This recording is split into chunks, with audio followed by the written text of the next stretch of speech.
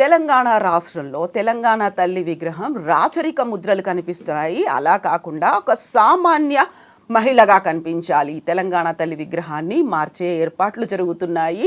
ఈ 1 year సెలబ్రేషన్స్లో భాగంగా ప్రతిష్ఠించాలనే రేవంత్ రెడ్డి కృతనిశ్చయంతో ఉన్నారు. అయితే నిజంగా ప్రస్తుతం తయారవుతున్నటువంటి తెలంగాణ తల్లి విగ్రహం తెలంగాణనే ప్రతిబింబించబోతోందా? గతంలో ఉన్నటువంటి తెలంగాణ తల్లి విగ్రహంలో రాచరిక పోకడలు ఎందుకు కనిపించాయి? మనతో పాటుగా ఉన్నారు పొలిటికల్ అనలిస్ట్ ప్రకాష్ గారు. ప్రకాష్ గారు నమస్కారం అండి. సో గతంలో కిరీటాలు ఉన్నాయి, ఆభరణాలు ఉన్నాయి, అలా కాదు, మనకు సామాన్యంగా తెలంగాణలో ఎలా ఉంటారో అలాంటి ఒక తెలంగాణ తల్లి విగ్రహాన్ని రూపకల్పన చేస్తున్నారు. సో ఏమనిపించింది విగ్రహాన్ని చూసిన తర్వాత? అన్అఫీషియల్గా అయితే బయటికి వస్తుంది అంటే ప్రజలు మార్పు కోరుకోవాలనుకున్నారు. అందుకే టీఆర్ఎస్ ప్రభుత్వం బదులు ఇక్కడ కాంగ్రెస్ ప్రభుత్వాన్ని ఎన్నుకున్నారు. ప్రజలు కోరుకున్న మార్పు ఇది కాదమ్మా. ఏది టీఎస్ తీసేసి టీజీ అని పెట్టాలి, లేదా అప్పటికే ఎస్టాబ్లిష్ అయిన రాజముద్రలో ప్రభుత్వ అధికార చిహ్నం ఏదైతే ఉన్నదో అందులో మార్పులు కావాలి, లేదా తెలంగాణ తల్లి విగ్రహంలో నుంచి కిరీటం మాయం చేయాలి. ఇవి కాదు ప్రజలు కోరుకున్నది. మార్పు అనేది ఒక ముఖ్యమంత్రిలో మార్పు, ఒక పాలనా పద్ధతిలో మార్పు. అయితే ఏదో చేయబోతే కోతి అయిందని అంటారు కదా, అట్లా అయిపోయింది. ఇప్పుడు ప్రజలు తల వంచుకునే పరిస్థితి వచ్చింది. వాళ్ళు కోరుకున్నది ఏది జరగకపోగా ఈ వెర్రితలలు వేస్తున్నది మార్పు అనేది. ఇప్పుడు టీఎస్ అనే దానిలో ఒక అర్థం ఉంది, తెలంగాణ స్టేట్. టీజీలో ఏముందమ్మా? ఓన్లీ తెలంగాణ. దానికి ఆ సఫిక్స్ అనేది లేకుండా పోయింది, మళ్ళీ వేరే స్టేట్ అని పెట్టాలి. అప్పుడు ఆ డిస్కషన్ వచ్చినప్పుడు కేసీఆర్ గారు టీజీ అంటే దానికి ఏమి ఉండదు స్టేట్ అనేది, టీఎస్ అంటే తెలంగాణ స్టేట్ అనేది ఉంటుంది. కాబట్టి ఆ రకంగా చేస్తేనే బాగుంటుంది అని చెప్పి కర్ణాటకని కేఎస్ అంటాం, కర్ణాటక స్టేట్. కాబట్టి అట్లా చేస్తే బాగుంటుంది అని చెప్పి అప్పుడు పెట్టారు. సరే, ఇప్పుడు మళ్ళీ దాన్ని మార్చేసి నా అర్థం లేకుండా చేశాడు. సరే, అదే అంటే ఏంటంటే ఇప్పుడు వెహికల్స్ మీద కానీ ఎక్కడ కానీ ఆర్టీఓ వాళ్ళు ఒక ఆదేశం జారీ చేయగానే అందరూ మార్చుకుంటారు, మార్చుకోకపోతే పెనాల్టీ కట్టాల్సి వస్తుంది. కానీ ఇక్కడ తెలంగాణ తల్లి అనేది ఫస్ట్ దాని హిస్టరీ చెప్తాను నేను. కిరీటం ఎందుకు అవసరమైంది, ఆ రూపం ఎట్లా తయారైంది తెలియాలి, చరిత్ర. ఇప్పటి జనరేషన్కి అది తెలియదు. అసలు ఏ సందర్భంలో తెలంగాణ తల్లి విగ్రహం అవసరమైంది, అదొక చారిత్రక ఉద్యమ అవసరంగా తెలంగాణ తల్లి ముందుకొచ్చింది. లాబింగ్ ద్వారా తెలంగాణ తెస్తానన్న కేసీఆర్ కాంగ్రెస్ ద్రోహంతో లాబింగ్లో విఫలమైపోయి మళ్ళీ మనం జనంలోకి పోయి ఉద్యమాన్ని బిల్డ్ చేయాలి. విద్యార్థులు 69లో చాలా మూల్యం చెల్లించారు.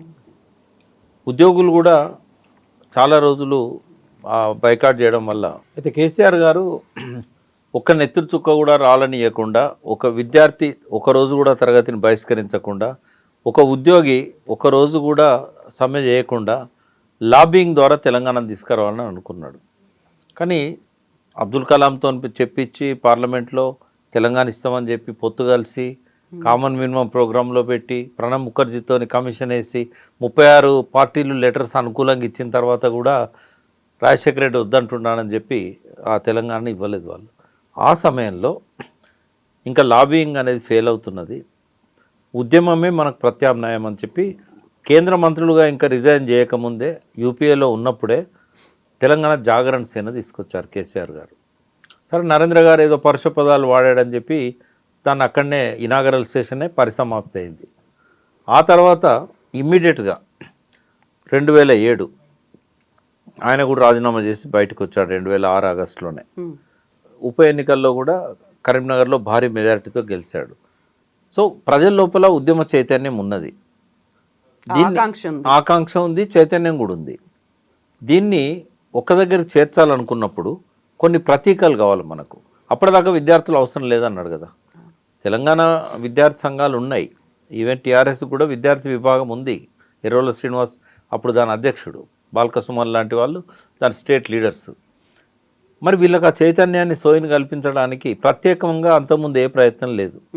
అందుకని 2007-08లో నెలల పాటు తెలంగాణ భవన్లో క్లాసులు పెట్టారు, మాలాంటి వాళ్ళతో చెప్పించారు. జయశంకర్ గారు కూడా ఉన్నారు అప్పుడు, కోదండరామ్, జయశంకర్, మల్లేపల్లి లక్ష్మి, అందరం కూడా చెప్పాం. విద్యార్థులలో ఒక చైతన్యం అనేది పెరిగింది అప్పుడు. దాంతోపాటుగా ఇంకేమైనా ప్రతీకలు ఉంటే బాగుండు. అన్నప్పుడు తెలంగాణ జాగృతి తరఫున కవిత గారు బతుకమ్మను ఒక ప్రతీకగా తీసుకొచ్చారు. అదే సమయంలో తెలంగాణ తల్లి విగ్రహాలు ప్రతి ఊర్లో ప్రతిష్ఠిస్తే బాగుంటుంది. అప్పుడు ఆంధ్ర ఉద్యమంలో ఆంధ్రమాత విగ్రహాలను పెట్టారు. కాబట్టి తెలంగాణ తల్లిని మనం ప్రతిష్ఠించాలి అనేది కేసీఆర్ గారి ఆలోచన. అప్పటికే ఈ విషయంలో కొంత వర్క్ చేస్తున్నది ఎవరు అంటే బిఎస్ రాములు గారు, తెలంగాణ తత్వవేత్త. ఆయనతో పాటుగా BVN Chari, professor Gangadhar, fine arts college. అయితే ఈ ముగ్గురిని కూడా కేసీఆర్ గారు పిలిపించారు. బిఎస్ రాములు గారు చాలా క్లోజ్గా ఎప్పుడు కేసీఆర్ గారికి, అంటే ఆయన పార్టీలు లేకపోయినా సలహాలు ఇస్తుండేవాడు.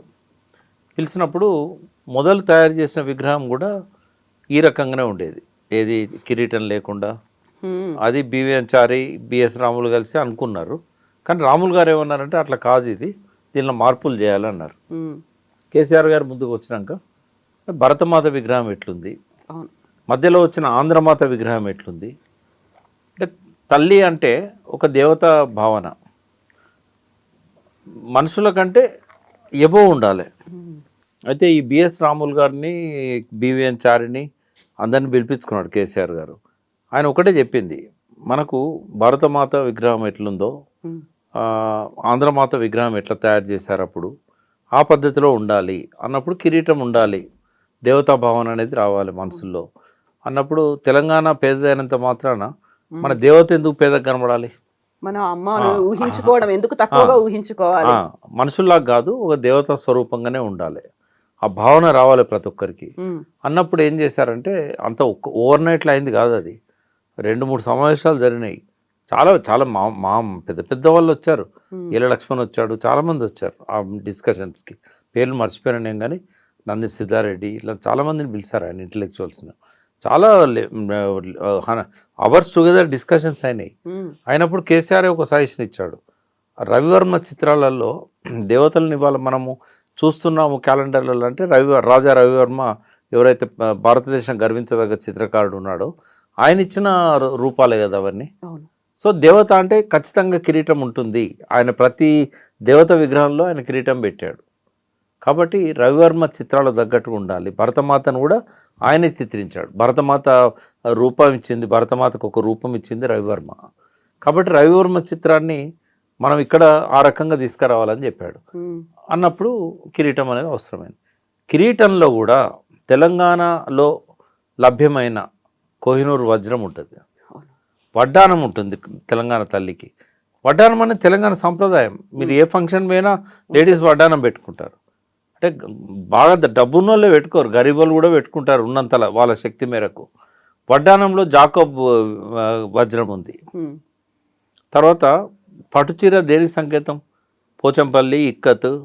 తెలంగాణలో పట్టుచీరలు నేసే కేంద్రాలు ఒక 10-15 ఉంటాయి, వెంకటగిరి చాలా. అవన్నీ వెంకటగిరి అంటే ఆంధ్ర, గద్వాల్ ఉంటుంది, కొత్తకోట, తర్వాత పోచంపల్లి, నారాయణపేట, ఇట్లా మహబూబ్నగర్లో 3-4 ఉన్నాయి, మళ్ళీ వేరే జిల్లాల్లో కూడా ఉన్నాయి. ఇప్పుడు జాగ్రఫికల్ ఐడెంటిఫికేషన్ గుర్తింపు కూడా వచ్చింది కదా ఇక్కత్ చీరకు, ఇట్లాంటివన్నీ ఉన్నాయి. సో దాంతోపాటుగా చేతుల్లో ఏముండాలి?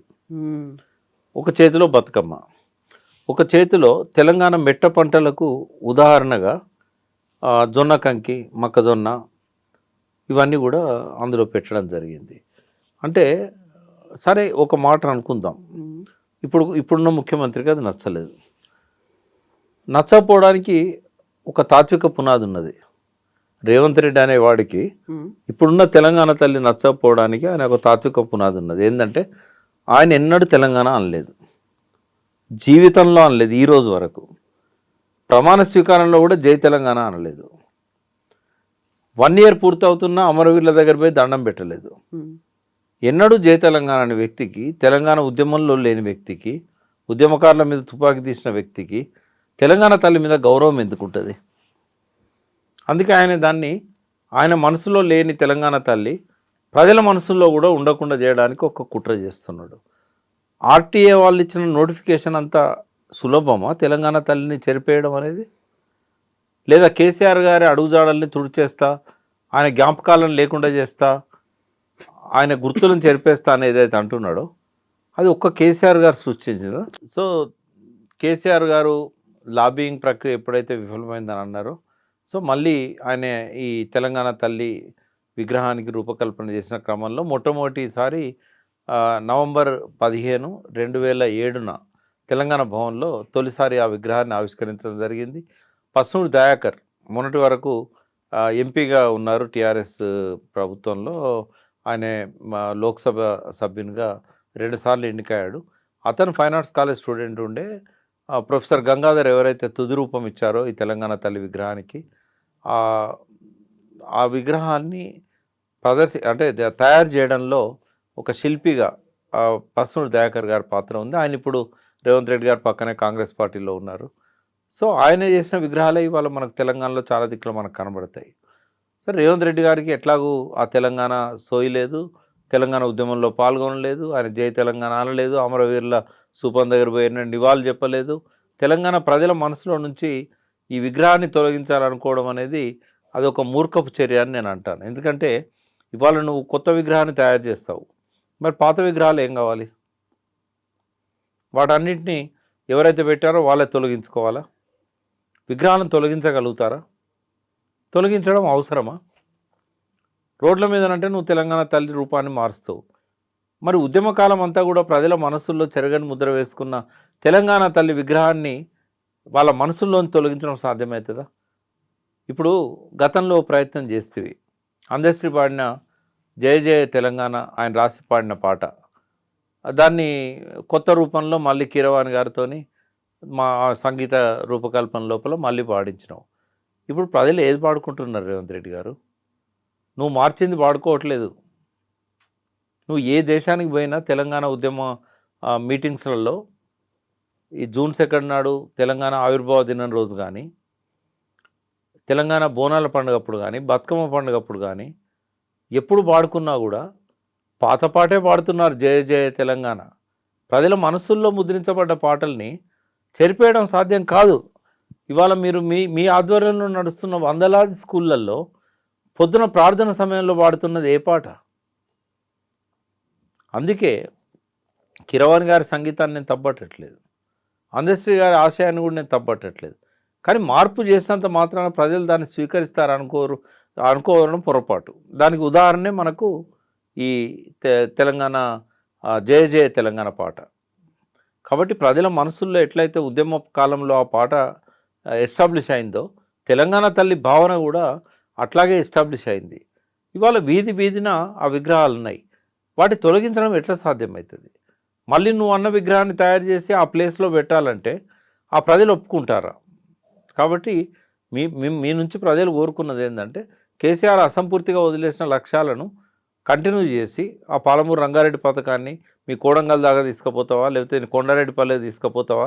మీరు నీళ్ళు ఇవ్వాలని ప్రజలు కోరుకుంటున్నారు.